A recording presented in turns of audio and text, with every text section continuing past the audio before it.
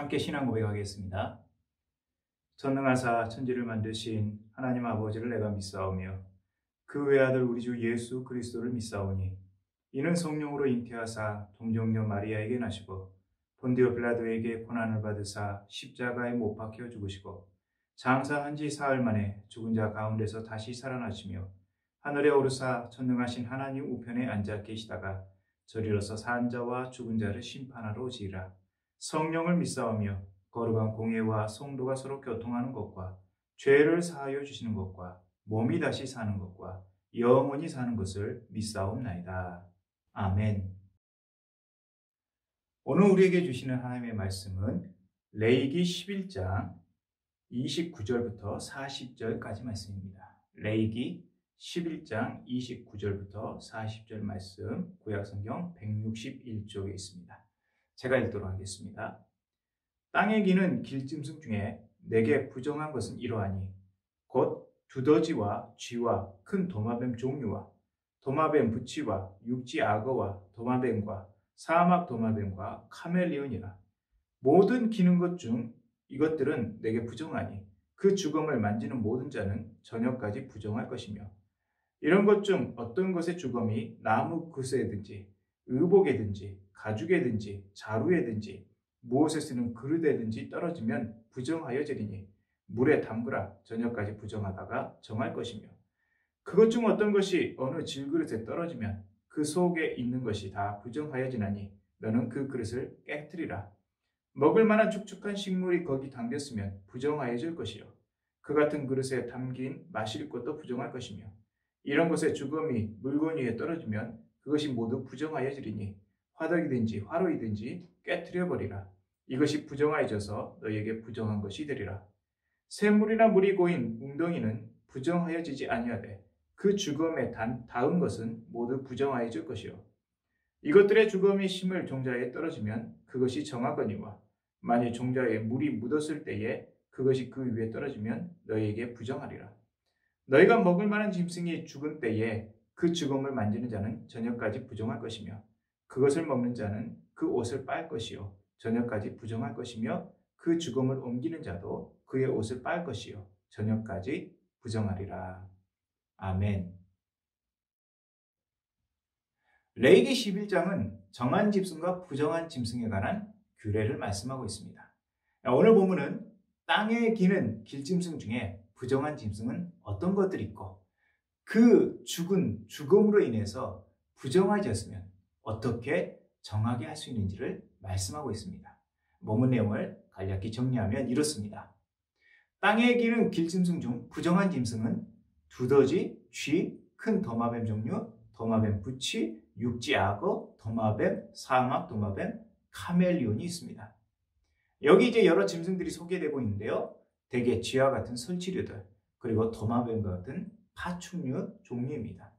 그 신체 특성을 보면 다리가 없어 배로 기어다니는 것들, 또는 다리가 있지만 짧아서 거의 땅에 기어다니는 것들, 그런 종류의 짐승인 걸 볼 수 있습니다. 이런 것들은 부정하다 말씀하고 있습니다. 만약 부정하다 규정된 그런 짐승들의 죽음을 만지게 되면 그 만지는 사람도 역시 저녁까지 부정했습니다.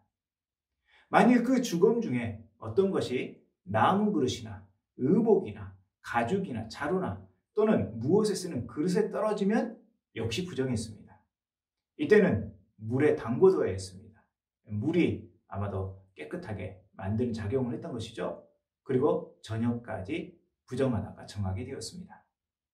만약 그 죽음 중에 어떤 것이 질그릇에 떨어지면 그 질그릇은 깨뜨려야 했습니다. 질그릇이란 것이 무엇인가를 흡수하는 그 성질 때문에 부정을 흡수한다고 생각했기 때문에 깨뜨려야 했습니다. 또 그 질그릇 속에 먹을 만한 축축한 식물들, 예를 들면 물이나 어떤 국 같은 걸 의미하게 되는데요. 그런 음식들이 있는데 거기에 죽음이 떨어지게 되면 그릇도 부정하고 그 마실 것들도 음식도 부정했습니다.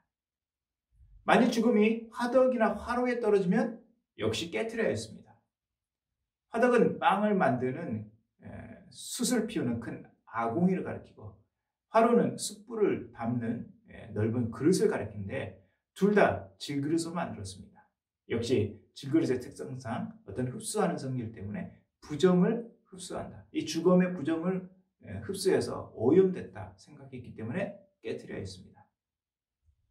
반면에 샘물이나 물이 고인 웅덩이는 부정하지 않았습니다.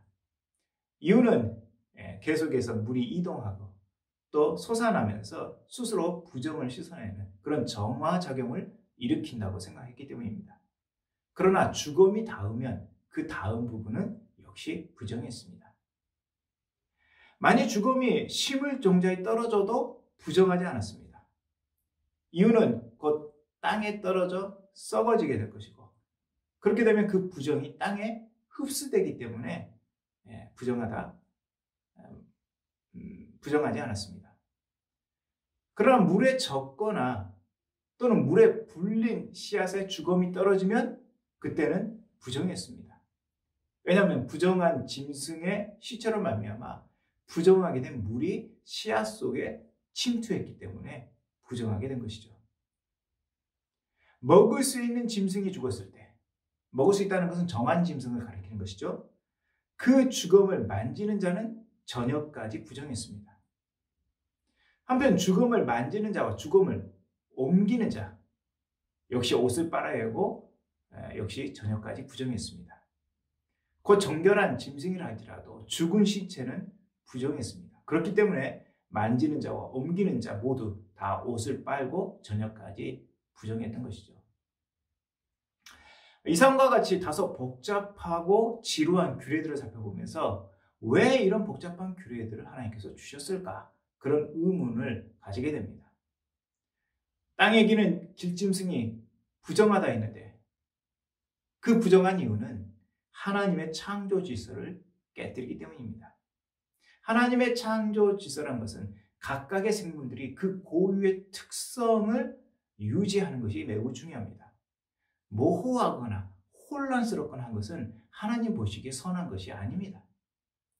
쥐나 도마뱀 같은 설치류와 파충류 이런 것들은 무엇인가 부족하거나 무엇인가 모자란 것이 아니고 이것도 아니고 저것도 아닌 그 모호함이 하나님의 정연한 창조 질서와 잘 맞지 않기 때문인 것이죠. 즉 어떤 동물이 정한 동물이냐 어떤 동물이 부정한 동물이냐 그 기준이라는 것이 생물학적인 것이 아니라 다분히 신학적인 것입니다. 즉 이것은 거룩과 맞닿아 있는 것이고 하나님께서 선으로 여기시냐 또는 선으로 여기지 아니하시느냐 이것과 맞닿아 있는 것입니다. 거룩하신 하나님을 섬기는 백성들은 거룩해야 됩니다. 그래서 그런 중요한 신학적인 이유 때문에 하나님께서 부정하다 하는 것들을 철저하게 멀리해야 하는 것이죠. 계속해서 하나님께 드려지기 위해 죽임을 당한 것 외에 예를 들면 제사를 위해서 하나님께 드려지는 그런 제물들 외에 모든 짐승의 죽음들 시체는 다 부정했습니다. 죽음이란 것은 가장 무서운 가장 심각한 무질서를 의미하는 것이기 때문이죠. 죽음은 생명과 건강에 대한 하나님의 언약적인 약속과 서로 모순됩니다. 죽음은 하나님의 창조 목적과 질서를 무효화시키는 것입니다. 이런 점에서 죽음으로 인해 야기된 부정이라는 것은 반드시 씻어내야 했습니다. 그래야 거룩하신 하나님을 섬길 수 있었기 때문인 것이죠. 본문의 복잡한 규례들은 예수 그리스도로 말미암아 새롭게 된 이 신약의 우리의 성도들이 지켜야 할 것은 아닙니다. 우리 성도들에게 적용되지는 않습니다. 히브리서 9장 9절 10절 이 점을 분명하게 말씀하고 있습니다. 이 장막은 현재까지의 비유니 이에 따라 드리는 예물과 제사는 섬기는 자를 그 양심상 온전하게 할 수 없나니 이런 것은 먹고 마시는 것과 여러 가지 씻는 것과 함께 육체의 예법일 뿐이며 개혁할 때까지 맡겨둔 것이라. 육체의 예법일 뿐이며 개혁할 때까지 맡겨둔 것이라. 예수 그리스도께서 오심으로써 새롭게 개혁되었다라고 말씀하고 있습니다. 그러나 구약시대 이스라엘 백성들에게 주어진 이러한 정결법, 음식법은 그들이 하나님의 선택받은 백성임을 기억하는 아주 중요한 수단이 되었습니다. 그들은 끊임없이 그리고 철저하게 하나님이 명하신 규례를 지켜가면서 세상과 구별된 존재임을 날마다 상기해야 했던 것이죠. 우리로 하여금 우리가 하나님의 구원받은 백성님을 끊임없이 상기시켜주는 것은 무엇이 있을까요? 우리 안에 오셔서 나를 늘 다스려 주시는 성령님이 계십니다. 여기 우리의 구원과 신앙을 위해서 하나님께서 우리에게 주신 선물, 성경 66권이 있습니다. 우리가 거룩한 존재임을, 우리가 하나님의 백성임을 날마다 우리에게 깨우쳐주는 너무나도 소중한 것들입니다.